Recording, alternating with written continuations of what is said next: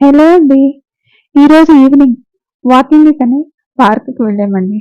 అక్కడ వర్షం పడి వాతావరణం చాలా బాగుంది. అక్కడే వీడియో చేద్దామని ఈరోజు వీడియో అక్కడే చేశాను. ఇదేనండి మేము వెళ్ళిన పార్క్.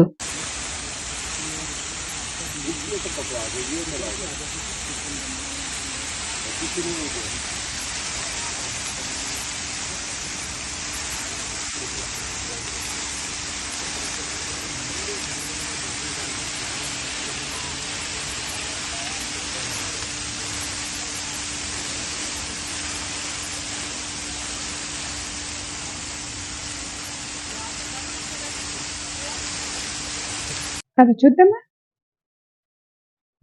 శ్రీమతి వెళ్ళొస్తా 7th పార్ట్. కార్తీక్, నేను గెస్ట్ రూమ్లో ఉంటాను అన్నది పవిత్ర. కార్తీక్ ఒక చూపు చూడగానే ఏం మాట్లాడకుండా కార్తీక్తో పైకి వెళ్ళింది. కార్తీక్ వెళ్ళి రూమ్ డోర్ తీసి ఇదే నీ రూమ్ అన్నాడు. పవిత్రలో రూమ్లో అడుగుపెట్టి రూమ్ చూసి షాక్ అయి అక్కడే నిలబడి ఉంటే కార్తీక్ చూసి, ఏంటి పవిత్ర అక్కడ ఆగిపోయావు, లోపలికి రా అన్నాడు. పవిత్ర అలానే ఆశ్చర్యపోతూ లోపలికి అడుగు పెట్టింది. రూమ్ అంతా ప్రేమమూర్తులైన రాధాకృష్ణ పెయింటింగ్స్తో వాళ్ళకి పెట్టి ఉన్నాయి. బెడ్ మీద ఫ్లవర్స్ ఉన్న వైట్ బెడ్షీట్ వేసి దాని మీద తనకు ఎంతో ఇష్టమైన టెడ్డీ బేర్ పెట్టి ఉంది. అలాగే బెడ్ పక్కనే ఉన్న టేబుల్ మీద తన కాలేజీలో రెడ్ రోజ్ బుగ్గను పెట్టుకొని కూర్చుని ఫోటో పెట్టింది. పవిత్రకు అవన్నీ చూస్తుంటే తన డ్రీమ్ హౌస్ ఎలా ఉండాలని తను అనుకుందో అలా ఉంది. తనకు రాధాకృష్ణుల పెయింటింగ్స్ అంటే చాలా ఇష్టం. కానీ ఈ రూమ్లో కార్తీక్ అన్ని రాధాకృష్ణుల పెయింటింగ్స్ పెట్టించాడు. అంటే కార్తీక్ కూడా ఇష్టం అనుకుంటా అని అనుకుంటూ తన ఫోటో తీసుకుని, కార్తీక్ ఇది ఎప్పుడు తీసావు అని అడిగింది. అది November 14th. నువ్వు సీరియస్గా చదువుతూ కూర్చుంటే నీ చేతికి రెడ్ రోజ్ ఇచ్చాను. నువ్వు చదువులో పడి నేను ఇచ్చింది తీసుకొని అలా బుగ్గను పెట్టుకొని కూర్చున్నావు. అప్పుడు తీసా ఈ ఫోటో అన్నాడు. కార్తీక్ కోపంగా చూస్తూ, అంటే నాకు తెలియకుండా ఫోటోలు తీసేవాడివా అని అడిగింది. అదేంటి పవిత్ర అలా అంటావు? అందమైన వాటిని ఫోటోలు తీయటంలో తప్పేముంది చెప్పు. అయినా ఆ ఫోటోలో నువ్వు ఎంత క్యూట్గా ఉన్నావో చూడు. అది చూడకుండా ఫోటో ఎందుకు తీసావని అలా అడుగుతున్నావు. అయినా అప్పుడు అలా ఫోటో తీయటం వల్ల కదా అప్పటి మెమరీస్ ఇప్పుడు గుర్తున్నాయి అన్నాడు. అవునా, అలాంటప్పుడు నేను ఆ రోజు తీసి నీ మొహం మీద వేసి తీయలేదేంటి అని అడిగింది. అలాంటి మెమరీస్ వద్దని తీయలేదు, కానీ నువ్వు ముందు ఫ్రెష్ చేయరా పవిత్ర అన్నాడు. కార్తీక్, నా సూట్ కేసు అక్కడే వదిలేసి వచ్చాను. ఇప్పుడు ఫ్రెష్ అవ్వాలంటే బట్టలు కావాలి కదా అన్నది. నీకు బట్టలే కదా కావాలని పవిత్ర ఇలారా అంటూ కబోర్డ్ దగ్గరికి వెళ్ళి ఓపెన్ చేశాడు. ఒక్కొక్క కబోర్డ్లో ఒక్కొక్క టైప్ డ్రెస్సులు ఉన్నాయి. వేరొక కబోర్డ్ ర్యాక్లో ఫ్యాన్సీ పట్టు చీరలు, పార్టీ వేరు, నార్మల్ చీరలు ఉన్నాయి. పవిత్ర అవన్నీ చూస్తూ ఉంటే, పవిత్ర ఇప్పుడు నీకు కావాల్సిన నైట్ వేర్ కదా అని ఇంకో కబోర్డ్ ఓపెన్ చేశాడు. ఆ కబోర్డ్ ర్యాక్ నిండా నైట్ వేర్ సంబంధించినవి ఉన్నాయి. నీకేం కావాలో తీసుకో. మ్యాక్సీలు అయితే ఇక్కడ ఉన్నాయి, నైట్ ప్యాంట్లు అయితే ఇవి, గౌన్లు అయితే ఇక్కడ అని అన్నీ చూపిస్తుంటే, కార్తిక్ ఇవన్నీ వచ్చే మీ ఆవిడ కోసం కొన్నావా అని అడిగింది. కార్తిక్ నవ్వుతూ, అలానే అనుకో. ఇంతకి నువ్వేం వేసుకుంటావు అని అడిగాడు. నువ్వు వెళ్ళి నేను ఫ్రెష్ వస్తా అన్నది. సరే నేను కింద వెయిట్ చేస్తానని వెళ్ళాడు. పవిత్ర మ్యాక్సీ తీసుకొని వాష్రూమ్కి వెళ్ళి రిషి గారిని దూరంగా ఉంచడానికి కావాలని రిషి గారిని రెచ్చగొట్టి అలా చేసి బయటకు వచ్చాను. ఇప్పుడు అత్తయ్యకి ఏ భయం ఉండదులే అని అనుకుంటూ స్నానం చేసి బయటకు వచ్చి, ఇప్పుడు నా పరిస్థితి ఏంటి, నేను ఎక్కడికి వెళ్ళాలి, ఎలా బతకాలి అని అలా బెడ్ మీద కూర్చొని ఆలోచిస్తూ కిందకి వెళ్ళాలనే సంగతి మర్చిపోయింది. కార్తీక్ చూసి మురుగన్ పాలు తీసుకొని రా అని పిలిచాడు. సరే సార్ అని వెళ్ళి పాలు తీసుకొచ్చి మేడంకి ఇచ్చి రమ్మంటారా అని అడిగాడు. వద్దులే, నాకు ఇచ్చి నీకు లేట్ అవుతుందిగా, వెళ్ళి పడుకో అన్నాడు. అలాగే అని ఆ గ్లాస్ కార్తీక్ ఇచ్చి మురుగన్ వెళ్ళాడు. కార్తీక్ పాలు తీసుకొని పవిత్ర రూమ్ దగ్గరికి వెళ్ళి డోర్ కొట్టి లోపలికి వెళ్ళాడు. పవిత్ర కూర్చొని ఆలోచిస్తూ ఉండటం చూసి పవిత్ర అని పిలిచాడు. కార్తీక్ పిలవగానే లేచి నిలబడుతూ, కూర్చో పవిత్ర అని తను వేరొక చైర్ లాక్కొని కూర్చొని, ఏంటి పవిత్ర కిందకి రాకుండా ఇక్కడే ఉన్నావు? అదేం లేదులే కార్తీక్, ఏదో ఆలోచిస్తూ అలాగే ఉన్నాను. సర్లే ఈ పాలు తీసుకో అన్నాడు. నాకు ఆకలేదు, ఇప్పుడేమీ వద్దు కార్తీక్ అన్నది. పవిత్ర, నువ్వెంత నీరసంగా ఉన్నావో నిన్ను చూస్తే తెలుస్తుంది. ముందు ఈ పాలు తాగి పడుకో, ఏదైనా ఉంటే రేపు ఆలోచించవచ్చు అన్నాడు. ఇక కార్తీక్ వినడని పాలు తీసుకొని తాగుతూ, కాలేజీ అయిన తర్వాత అమెరికా వెళ్ళావని అన్నారు. అక్కడ ఏం చేసావు కార్తీక్ అని అడిగింది.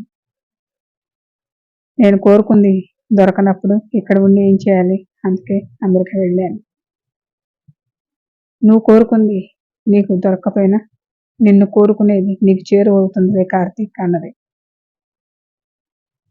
నేను కోరుకున్నది నాకు దొరకనప్పుడు నాకు ఏది అక్కర్లేదు పవిత్ర అని పవిత్ర వైపు చూశాడు. జీవితం అంటే మనం అనుకున్నట్లు జరగదు, దాన్ని మనం యాక్సెప్ట్ చేసి ముందుకు వెళ్ళాలి అన్నది. పవిత్ర అన్న మాటలకు కోపం వచ్చినా అమ్మాయించుకొని, యాక్సెప్ట్ చేస్తే ఎలా ఉంటుందో నిన్ను చూస్తేనే అర్థమవుతుంది అన్నాడు. కార్తీక్ అలా అనగానే కోపం వచ్చి, నువ్వు నన్ను ఆ పరిస్థితిలో చూసి నేనేదో పెద్ద కష్టాల్లో ఉన్నాను అనుకోకు. నేను ఊరు వెళ్దామని వెళ్తుంటే ఆ రౌడీ వెదలు వెంట పడ్డారంతే, మరేమీ లేదు.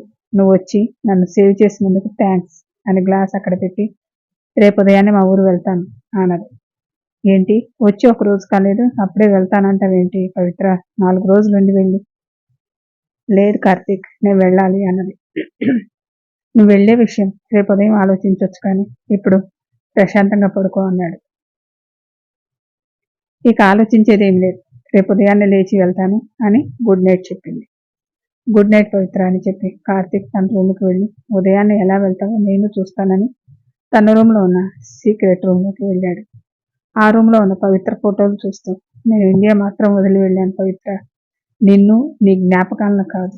నీకు మ్యారేజ్ అని తెలిసి నేను ఎంత బాధపడ్డానో నీకు తెలియదు. నీ మ్యారేజ్ లింక్ ఫ్రెండ్స్ పంపితే చూడొద్దనుకుంటూనే చూసి నేను అనుభవించిన నరకం ఎవరూ అనుభవించి ఉండరు పవిత్ర. నేను అసలు ఎందుకు బ్రతికి ఉన్నానా అనిపించింది. నేను బ్రతికి లేకపోతే నిన్ను చూడటం కుదరదని నిన్ను చూడటం కోసం బ్రతికి ఉన్నాను, లేకపోతే ఈ లోకాన్ని వదిలి ఎప్పుడో వెళ్ళేవాడిని అని ఆ రూమ్లో ఉన్న ఫోటోలను చూస్తూ చెప్తూ ఉన్నాడు. పవిత్ర పడుకొని, కార్తీక్ ఇంకా నన్ను మర్చిపోలేదనుకుంటా, అందుకే ఇంకా పెళ్లి చేసుకోలేదు అని టేబుల్ మీద తన ఫోటో తీసి, ఇది కార్తీక్ దగ్గర ఉండకూడదు అనుకొని ఆ ఫోటో చూస్తూ కాలేజీ రోజుల్లోకి వెళ్ళింది. కార్తీక్ కూడా పవిత్రను కాలేజీలో ఎప్పుడు చూసింది, ఎలా పరిచయం అన్నీ గుర్తుకొచ్చాయి.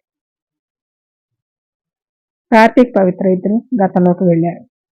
వైజాగ్ గీతం ఇంజనీరింగ్ కాలేజీలో ఫ్రెషర్స్ వచ్చే రోజున కార్తీక్ బ్యాచ్ ర్యాగింగ్ చేస్తూ ఉన్నారు. ఒక అమ్మాయి స్కూటీ మీద వచ్చి కార్తీక్ బండి పక్కనే తన స్కూటీ పార్క్ చేసి బుక్స్ తీసుకొని వస్తూ కార్తీక్ వాళ్ళు ర్యాగింగ్ చేస్తూ ఉంటే చూసి, వీళ్ళకి వేరే పని పాట లేదు, వాళ్ళు ఒకప్పుడు ఇలానే భయపడుతూ వచ్చేవాళ్ళు అనే సంగతి మర్చిపోయి ఎలా చేస్తున్నారో చూడు అని అనుకుంటూ కార్తీక్ వాళ్ళ వైపు కోపంగా చూస్తూ వెళ్తుంటే కార్తీక్ చూశాడు. పింక్ అండ్ వైట్ కలర్ చుడీదార్లో కళ్ళు పెద్ద పెద్దవి చేసి కోపంగా చూస్తూ వెళ్తున్న తనను చూసి, ఏయ్ యూ కమ్ హియర్ అని అన్నాడు కార్తీక్. తను రాకుండా వెళ్తుంటే, ఈ అమ్మాయిని మనం ఎక్కడైనా చూసినట్లుందా? లేదు కార్తీక్, తను ఈ కాలేజీకి కొత్తలా ఉంది అన్నాడు. ఫ్రెషర్స్ అయ్యింది, మనం పిలిస్తే రాకుండా ఎంత ధైర్యంగా వెళ్తుందని కోపంగా, హలో పింక్ చుడిదార్, పిలుస్తుంటే వినిపించడం లేదా అని పెద్దగా అరిచాడు. కార్తీక్ అలా పిలవగానే అందరూ తన వైపు ఇంతగా చూస్తూ ఉన్నారు. తను వెనక్కి తిరిగి కోపంగా కార్తీక్ దగ్గరకు వచ్చి సీరియస్గా చూస్తూ, పింక్ చుడిదార్ ఏంటి అని కోపంగా అంది. కార్తీక్ తనని అలా చూస్తూనే, నీ పేరు తెలియదు, నిన్నేమని పిలవాలి, అయినా ఒక సీనియర్ పిలిస్తే రావాలని తెలీదా అన్నాడు. ఒకప్పుడు మీరు జూనియర్స్ అని మర్చిపోయేలా ర్యాగింగ్ చేయటం ఏమైనా బాగుందా అని అన్నది. ఫ్రెషర్స్ కదా, కాలేజీకి వస్తూ భయపడతారని ఆ భయం పోగొట్టడానికి ఇలా సరదాగా చేస్తున్నాం, కానీ మేమేమి వాళ్ళని ఇబ్బంది పెట్టే పనులు చేయటం లేదు అన్నాడు. అక్కడ ఉన్న వాళ్ళందరి వైపు చూసింది. వాళ్ళ మొహాల్లో భయం కానీ బాధ కానీ ఏమీ లేదు. ఇక గర్ల్స్ అయితే కార్తీక్ని తినేసేలా చూస్తూ ఉన్నారు. ఇదేంటి ఈ గర్ల్స్ అలా చూస్తున్నారు అని కార్తీక్ని అప్పుడు సరిగా చూసింది. 6 అడుగుల కన్నా కొంచెం హైట్లో ఉన్నాడు. తెల్లటి రంగు ఎండకెర్రగా అయిపోయి మొహం మీద చెమట కారుతూ ఉంది. నీట్గా ట్రిమ్ చేసిన బియర్డ్తో అమ్మాయిలకు ఒక్క చూపుతోనే ఆకట్టుకునేలా ఉన్నాడు. ఈయన గారు ఇలా ఉంటే అమ్మాయిలు చూడక చస్తారా అని మనసులో అనుకుంటూ చూస్తూ ఉంది. తనని అలా చూడటం గమనించిన కార్తీక్, హలో జూనియర్, ఏమైంది అలా చూస్తున్నావు అని అడిగాడు. హలో పింక్ చుడిదార్, జూనియర్ కాదు, నా పేరు పవిత్ర అని చెప్పింది.